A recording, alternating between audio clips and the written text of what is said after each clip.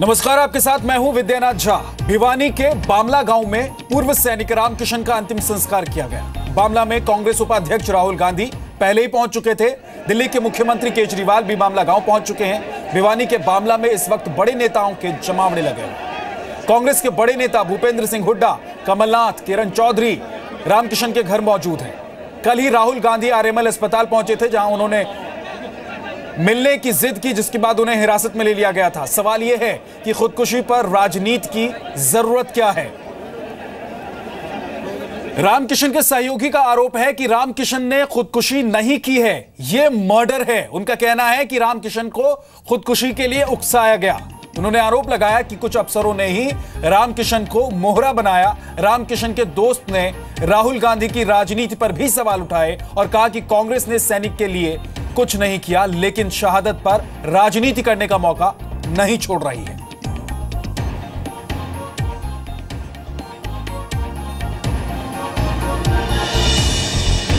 जबकि one rank one pension की मांग पूरी की जा चुकी है सरकार के द्वारा।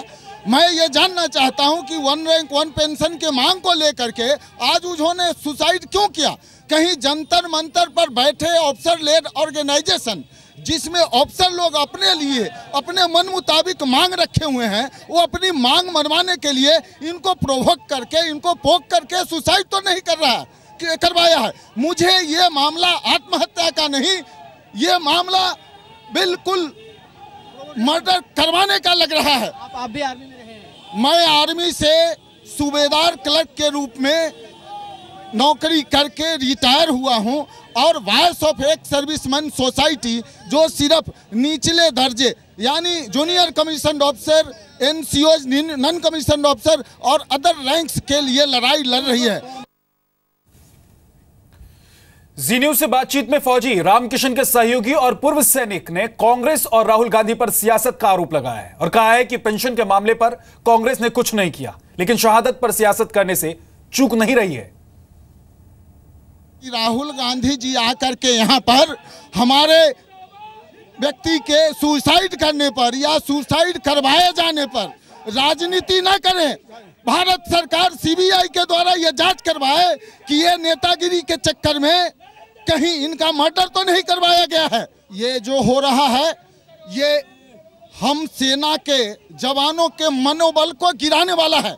अगर कांग्रेस पार्टी इतनी अच्छा काम कर रही थी तो सरकार क्यों गिरी।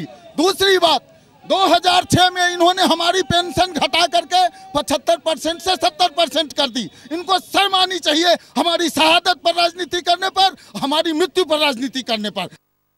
खुदकुशी करने वाले पूर्व सैनिक रामकिशन ग्रेवाल का थोड़ी देर में अंतिम संस्कार हो जाएगा और कल दिल्ली में प्रदर्शन करने वाले राहुल गांधी और अरविंद केजरीवाल रामकिशन के गांव पहुंच चुके हैं।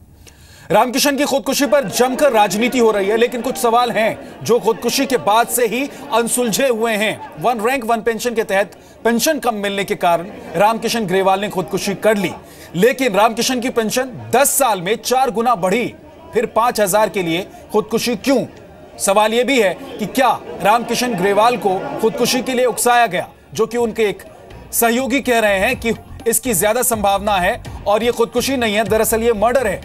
रामकिशन ने रक्षा मंत्रालय के लिए सोमवार को ज्ञापन लिखा, फिर सौंपा क्यों नहीं? इंतजार क्यों कर रहे थे वो? रामकिशन ने जब जहर खाया तो उनके साथ कौन कौन था?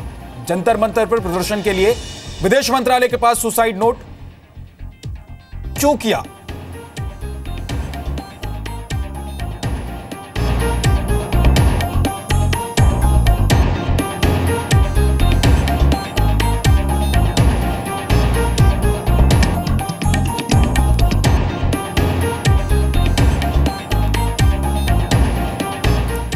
सवाल यह भी है कि आखिर अगर उन्होंने जहर खा लिया था तो फिर उन्हें फौरन हॉस्पिटल या अस्पताल ले जाने की कोशिश क्यों नहीं की गई? रामकिशन जब सरकार को ज्ञापन देकर आए, उनके साथ वो 3 लोग कौन थे? और लोग अगर उनके साथ थे तो फिर उन्हें बचाने की कोशिश क्यों नहीं की गई? रामकिशन हिम्मती और राष्ट्रपति से सम्मानित फौजी और सरपंच भी थे। ऐसे में बैंक की गलती की वजह से रामकिशन खुदकुशी क्यों करेंगे? ये तमाम वो सवाल हैं जो ये कह रहे हैं कि रामकिशन की खुदकुशी के पीछे ये सब जो दिख रहा है वो इतना आसान नहीं है और ये पूरी राजनीतिक जो इस एक तरह से इसकी पर जो राजनीति हो रही है उसके पीछे की वजह क्या है, इसे भी समझने की जरूरत है। रामकिशन के गांव वालों को भी भरोसा नहीं हो रहा है कि वो खुदकुशी कर सकते हैं। गांव वालों ने बताया कि रामकिशन शारीरिक और मानसिक रूप से काफी स्वस्थ थे और गांव का इतना अच्छा योग्य आदमी था। ये तो मतलब 5 किलोमीटर ये 25 मिनट में आने वाला, इतना दौड़ और इतना फिजिकल फिट, हेल्दी, हार्टी, बहुत अच्छा आदमी था। बड़ी दुख की बात है कि एक जवान सचिवालय में शहीद होता है। पूरे गांव में इनका अच्छा पूरा रिस्पेक्ट थी। जहाँ भी गली में जिस मोहल्ले में जाते थे बड़ा रिस्पेक्ट करते थे। छोटे के साथ छोटा, बड़े के साथ बड़ा, जैसे इसके गांव में होता है। इस तरह के इंसान थे। बहुत ही गांव के सरपंच थे, उस टाइम में बहुत सामाजिक कार्य किए। तो रामकिशन को जो जानने वाले लोग हैं वो ये मानने के लिए तैयार नहीं है कि ये इतनी आसानी से खुदकुशी कर सकते थे। उन्होंने जहर खाकर अपनी जान दे दी, वो भी सिर्फ 5,000 रुपए के लिए। ये तमाम लोग कह रहे हैं, उनके एक सहयोगी का कहना है कि उनको आत्महत्या करने के लिए उकसाया गया। उन्होंने आत्महत्या जो की है वो आत्महत्या नहीं है, दरअसल वो एक मर्डर है और इसकी जांच होनी चाहिए। रामकिशन की खुदकुशी की वजह क्या है यह भी आपको हम बताते हैं। क्या 1 रैंक 1 पेंशन है जिसकी बात विपक्ष भी कर रहा है या फिर कुछ और? यहां यह भी जानना जरूरी है कि आखिर रामकिशन ग्रेवाल की मांग क्या थी, वो क्या चाहते थे। 1 रैंक 1 पेंशन लागू होने के बाद भी उन्हें बड़ी रकम नहीं मिल रही थी। एक ही पद पर होते हुए भी दूसरे साथी को ज्यादा पेंशन मिल रही थी। सरकार को कई बार ज्ञापन दिया, आरोप था कि सुनवाई नहीं हुई। रामकिशन के 4 बेटे बेरोजगार थे जिसकी वजह से भी वो परेशान थे। केंद्रीय मंत्री मुख्तार अब्बास नकवी ने कहा है कि पार्ट टाइम राजनेताओं का यह फुल टाइम राजनीतिक स्टंट है। जनता इन स्टंट को अच्छी तरह से समझती है। जो कुछ भी कल से घटनाक्रम दिखाई पड़ रहा है वो शुद्ध रूप से पार्ट टाइम पॉलिटिशियंस का फुल टाइम पॉलिटिकल परपंच है। और ये वो पॉलिटिशियंस हैं जिन्हें जनता ने परास्त किया है। ये वो पॉलिटिशियंस हैं जो पूरी तरह से हताश और निराश हैं। और ऐसे पार्ट टाइम पॉलिटिशियंस का जो फुल टाइम पॉलिटिकल परपंच है वो जनता के सामने, लोगों के सामने एक्सपोज हो चुका है। कभी सर्जिकल स्ट्राइक पर सवाल, कभी सिमी के आतंकवादियों के इनकाउंटर पर मारे जाने पर बवाल, और अब देश को किस तरह से 1 रैंक 1 पेंशन के मामले में गुमराह किया जा सके, इसकी कोशिश है। केंद्रीय गृह राज्य मंत्री हंसराज अहिर के मुताबिक सरकार ने 1 रैंक 1 पेंशन पर पूर्व सैनिकों की 90% मांगे मान ली थी। बाकी मांगों पर विचार चल रहा है। वजह क्या है इसका भी पता नहीं लग सकता, हम नहीं बोल सकते। लेकिन 1 रैंक 1 पेंशन में सरकार की नीति बहुत सकारात्मक रही है। उसका सभी फौजियों ने स्वागत किया था, ये सारा देश जानता है। और बहुत अच्छी सरकार की नीति रही है। 90% मांगे हमने उसकी स्वीकार की है। कुछ मांगे रही थी उस पर सरकार ने उस पर एक समिति बिठाई है, वो भी काम हो जाएगा।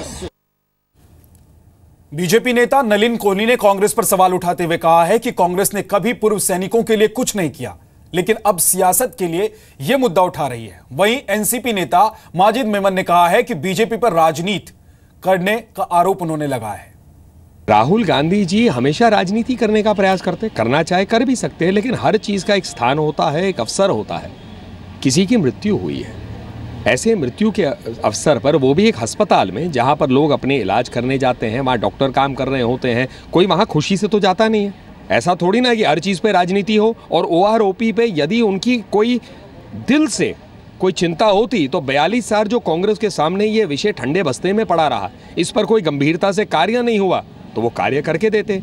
राहुल गांधी जी की राजनीति में कोई कार्य दिखती नहीं है, कोई अचीवमेंट दिखता नहीं है। हर चीज में सिर्फ राजनीति करते, फोटो अपॉर्चुनिटी के लिए हर अवसर का प्रयोग करना, क्या ये उचित है? ये तमाम नेताओं को वहां जाने से रोका, एक पब्लिक प्लेस पे जाने से रोका, अस्पताल में जाने से रोका, उनके संबंधियों को मिलने से रोका।